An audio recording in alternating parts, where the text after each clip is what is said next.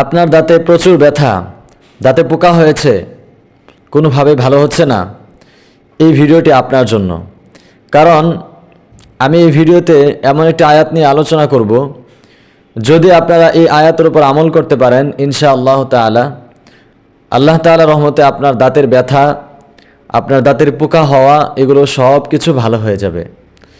সুতরাং আজকের এই ভিডিওটি খুবই গুরুত্বপূর্ণ, শেষ পর্যন্ত থাকবেন। কারণ আমাদের সমাজে ছোট ছোট ছেলে মেয়েদের দাঁতে অনেক ব্যথা থাকে, দাঁতে অনেক পোকা হয়। তাই আমি রিচার্জের মাধ্যমে আয়াতটি বের করেছি, খুবই উপকারজনক, আপনারা এর উপর আমল করবেন। আসসালামু আলাইকুম রহমতুল্লাহি ওয়া বারাকাতুহু। প্রিয় দিনী ভাই এবং বোনেরা, সকলের ভালো কামনা করে ভিডিও শুরু করছি।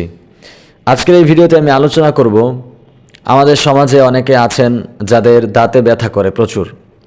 দাঁত ব্যথার কারণে মাথাও ব্যথা করে, দাঁতের ব্যথাটা খুবই মারাত্মক হয়ে থাকে। পাশাপাশি দাঁতে পোকাও হয়েছে, অথবা শরীরে যে কোনো স্থানে ব্যথা, মাথায় ব্যথা, হাঁটুতে ব্যথা, যে কোনো স্থানে ব্যথা হয়ে থাকে। তো ব্যথার কারণে আমরা বিভিন্ন জায়গায় যাই ঝাড়ফুঁক করার জন্য।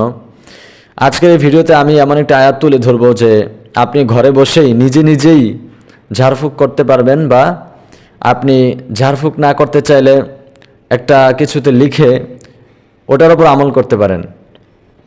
তো আজকের ভিডিওটি খুবই গুরুত্বপূর্ণ। যারা যারা নতুন এসেছেন তাদের প্রতি আমার অনুরোধ থাকবে, আমার এই চ্যানেলটি সাবস্ক্রাইব করে পাশে থাকবেন। যারা পুরাতন আছেন তাদেরকে জানাই অসংখ্য শুকরিয়া। তো চলুন আজকের ভিডিওটি শুরু করি। এই ভিডিওতে আমি যে সূরা নিয়ে আলোচনা করব, সূরাটি হলো সূরা আনআম। এই সূরার মধ্যে একটি আয়াত আছে, ৬৭ নম্বর আয়াত। এই আয়াতটি আমি উচ্চারণ সহকারে সুন্দর করে বলে দিচ্ছি, এরপর আমি করণীয়টা বলবো। লিকুল্লি নাবাইম মুস্তাকররু ওয়া সাউফা তা'লামুন। আয়াতটি হলো লিকুল্লি নাবাইম মুস্তাকররু ওয়া সাউফা তা'লামুন। লিকুল্লি নাবাইম মুস্তাকররু ওয়া সাউফা তা'লামুন। যদি কেউ হাঁটুতে ব্যথা পায়, হাতে ব্যথা পায়, বিভিন্ন স্থানে ব্যথা পায়, তাহলে আপনারা এই আয়াতটি পড়ে সরিষার তেলে ফু দিয়ে আপনারা ব্যথাস্থানে মালিশ করে দিতে পারেন। যে কোনো ব্যথাস্থানে মালিশ করে দিবেন। যদি কারো মাথা ব্যথা উঠে তাহলে এখানেও আপনারা আমল করতে পারেন।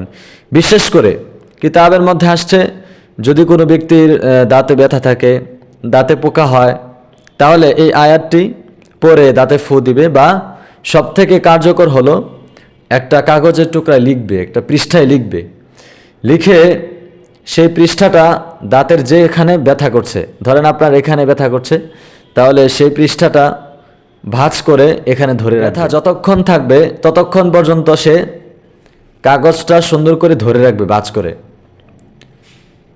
ধরে রাখার ফলে ইনশাআল্লাহ তার দাঁতের ব্যথা ভালো হয়ে যাবে। অথবা দাঁতে যদি পোকা হয়ে থাকে তাহলে ইনশাআল্লাহ সেটাও ভালো হয়ে যাবে। ভিডিওটি খুবই গুরুত্বপূর্ণ। যাদের সামনে এসেছে তারা ভিডিওটি শেয়ার করে অন্যকে উপকৃত হওয়ার সুযোগ করে দিবেন। পাশাপাশি একটি কমেন্ট করে যাবেন যেন আপনার জন্য দোয়া করতে পারি, পাশাপাশি বিভিন্ন দোয়াও নিয়ে আসতে পারি। কারণ আপনারা যদি কমেন্ট করেন, চান, তাহলে আমি রিচার্জের মাধ্যমে বিভিন্ন দোয়া ইনশাআল্লাহ নিয়ে আসব।